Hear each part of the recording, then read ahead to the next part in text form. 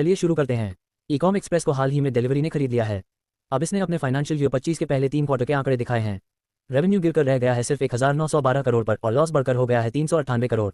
भाई, डिलीवरी ने तो एक्सप्रेस डिलीवरी की जगह एक्सप्रेस लॉस करवा दिया। अब बात करते हैं इलो की। ये एक सोशल गेमिंग और लाइव स्ट्रीमिंग प्लेटफॉर्म है। इसने पिछले साल यानी फाइनेंशियल ईयर 24 में जीरो रेवेन्यू दिखाया। हाँ, बिल्कुल नीट, लेकिन लॉस में 99 करोड़ की छलांग मार दी। मतलब रेवेन्यू कुछ नहीं, पर खर्चे ऐसे जैसे अंबानी की शादी करवा रहे हों। वैसे 5 साल में $50 मिलियन जुटा लिए। इन्वेस्टर्स शायद सोच रहे हैं कि कभी तो कुछ होगा, है ना। वेकफिट की बात करें तो जो होम फर्नीचर और स्लीप सॉल्यूशंस में है, वो 1500 से 2000 करोड़ रेज करने की तैयारी में है। साल 24 में इनकी रेवेन्यू 21% बढ़कर 986.4 करोड़ हुई और लॉसेज 90% गिरकर सिर्फ 15 करोड़ रह गए।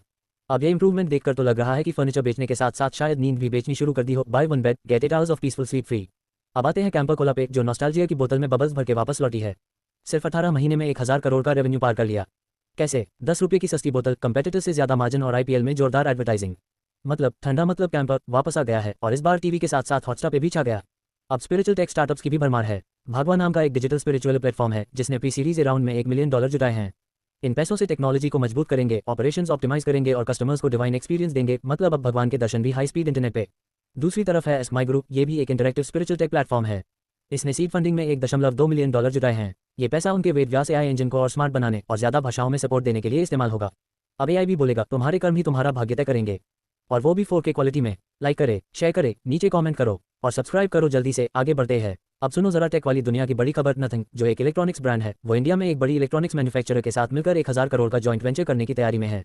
मतलब नथिंग अब समथिंग करने वाला है, और वो भी इंडिया में बनाकर।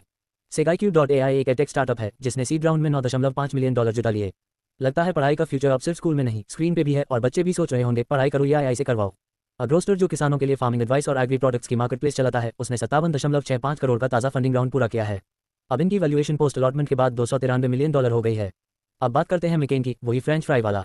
इस साल इनका रेवेन्यू 4% बढ़कर 1214 करोड़ हुआ, लेकिन नेट प्रॉफिट 29% गिरकर 89 करोड़ रह गया।